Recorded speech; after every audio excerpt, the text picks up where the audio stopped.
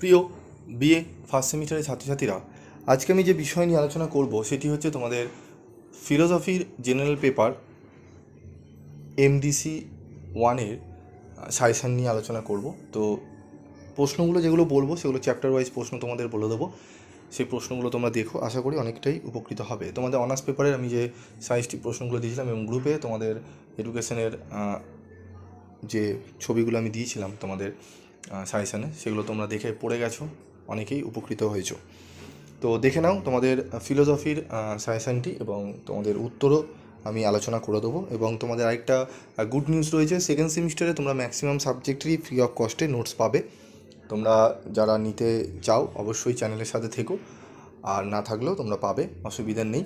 কারণ PV study ক্লাসের উদ্দেশ্য একটাই, স্টুডেন্টদের যাতে স্টুডেন্টরা কম রেমুনারেশনে ভালো মেটেরিয়াল, স্টাডি মেটেরিয়াল পেয়ে যেন তোমরা পাস করতে পারো, ঠিক আছে?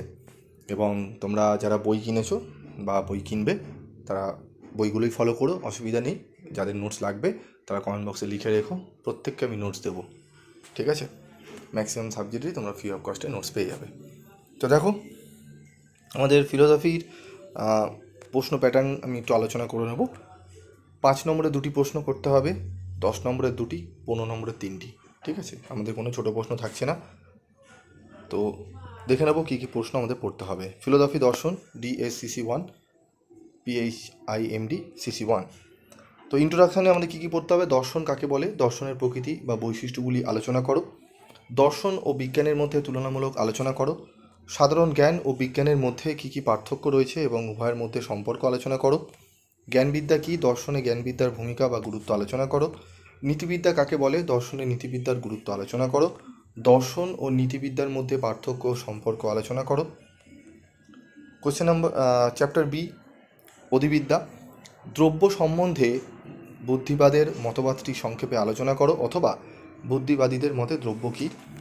দ্রব্য সম্বন্ধে অভিজ্ঞতাবাদীদের মতবাদ সংক্ষেপে আলোচনা করো। কার্যকরণ সম্পর্কিত প্রসক্তি তত্ত্ব ব্যাখ্যা করো। কার্যকরণ সম্বন্ধে হিউমের সতত সংযোগ তত্ত্বটি ব্যাখ্যা করো।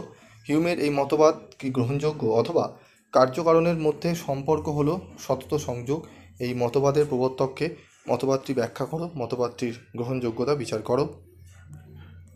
দ্রব্য সম্বন্ধে লকের বার্কলের মতবাদ ব্যাখ্যা করো।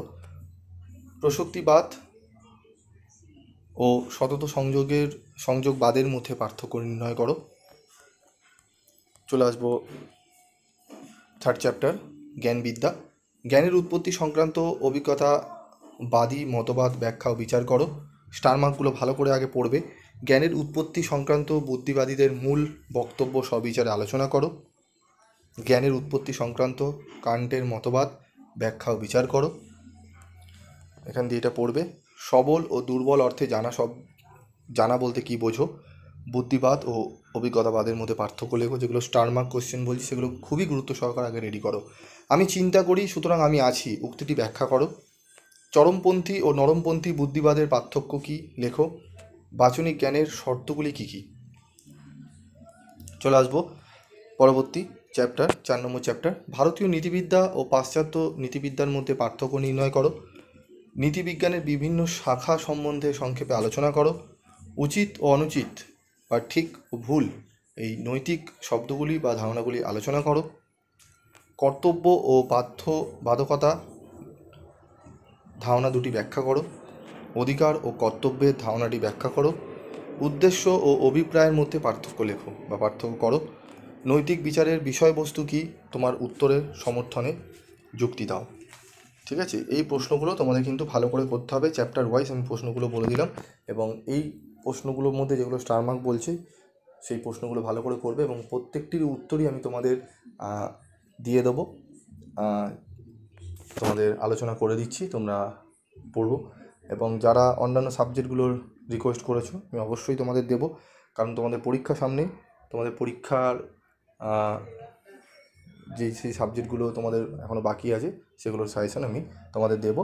তোমরা যারা পিভি স্টাডি ক্লাসকে ভরসা করো, বিশ্বাস করো, তাহলে করে যাও।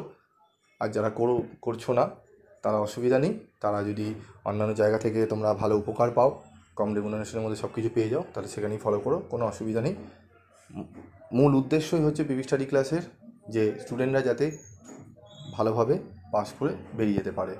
কোনো স্টুডেন্ট যদি সাপ্লি পায় সেটি খুব খারাপ দেখায়। হ্যাঁ, সাপ্লি পাবে, নিশ্চয়ই পাবে, এটি বলবো না যে কোনো স্টুডেন্টই সাপ্লি পায় না, কিন্তু যতটা কম সাবজেক্টে পাবে ততটাই তোমাদের মঙ্গল।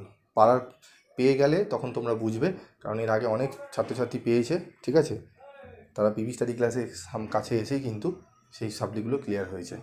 অনেক স্টুডেন্ট এরকম রয়েছে, যদি উদাহরণ দেখাতে থাকি একটা দিন লেগে যাবে। যাই হোক, আজকের মতো এইটুকুই, ভিডিওটি শেষ করছি। পরবর্তী ভিডিওতে আলোচনা হবে অন্য সাবজেক্ট নিয়ে।